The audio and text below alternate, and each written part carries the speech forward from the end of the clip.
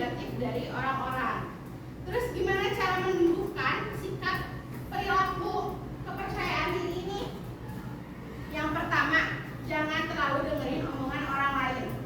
Di sini masih ada yang selalu mikirin omongan orang lain. Boleh dipikirin omongan orang lain, cuma dipilih-pilih lagi sama kita.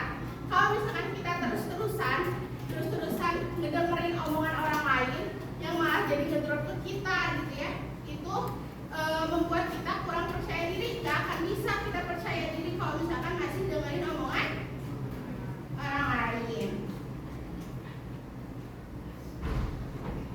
Yang ketiga, memandang diri secara positif. Kalau kita memandang diri kita negatif, kita akan merasa minder, takut untuk bersosialisasi. Tapi kalau misalkan kita lebih percaya diri lagi, pastinya kita akan memiliki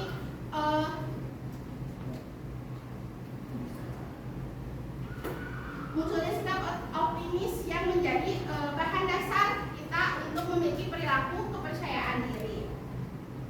Yang terakhir, meningkatkan pengetahuan dan keterampilan. Kalau misalkan kita punya banyak tentang pengetahuan dan keterampilan yang kita punya gitu ya, kita akan lebih percaya diri untuk masuk ke relasi manapun, karena nggak akan merasa minder karena kita udah punya pengetahuan, nggak akan ketinggalan informasi atau info-info terbaru gitu tentang yang lagi ramai. Nah, teman-teman, tadi udah dibagi kelompoknya. Sekarang kita main games. Ada di sini ibu punya kartu apa? Kartu mitos fakta.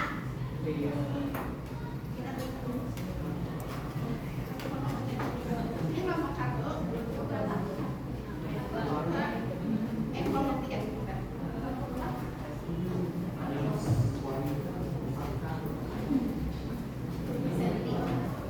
Mitos atau fakta. Kepercayaan diri mempengaruhi cara kita berbicara, bersikap, atau mengambil keputusan.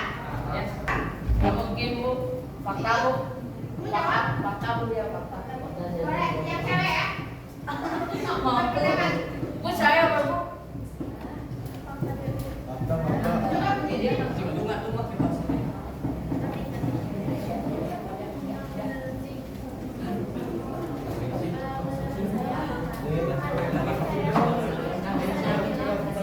Yang ini baca dulu.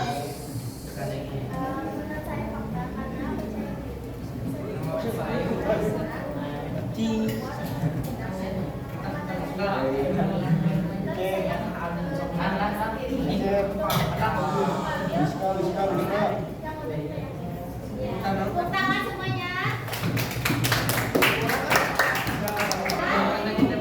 Kepercayaan diri adalah bawaan lahir dan tidak bisa dilatih. Kepercayaan diri itu mitos Bu. Kalau dari lahir sampai dewasa itu bisa dilatih, mungkin dari public speakingnya Bu bisa diperbaiki. Kemudian ada tata bahasanya, menggunakan tata bahasa sesuai tempat. Misal kalau di tempat bermain atau di tempat sehari-hari bisa menggunakan bahasa sehari-hari. Jika di tempat formal harus menggunakan tata bahasa sesuai kaidah bahasa Indonesia atau KBBI atau Kamus Besar Bahasa Indonesia, agar tidak dicap remeh oleh orang lain atau tidak dicap tidak sopan oleh orang lain saat di tempat umum yang acaranya formal. Kemudian itu bisa dilatih juga tata cara grammar atau mental dalam berkomunikasi dengan orang lain, seperti tidak gugup saat berkomunikasi dengan orang lain, seperti tidak jadi kita tidak disangka berbohong oleh orang lain saat kita menjelaskan sesuatu. Kemudian kita harus berani mengungkapkan, mau itu mengungkapkan dari isi hati atau yang mengungkapkan dari benar-benar pikiran kita. Jika orang itu benar-benar salah ya harus kita tegur gitu. Mau siapapun orangnya ya harus kita tegur atau ingatkan terlebih dahulu, karena itu bisa melatih mental kita dan mental yang ditegur. Terima kasih.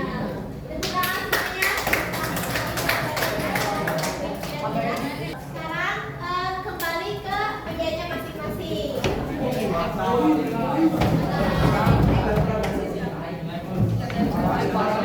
Tidak kami bisa duduknya. 1,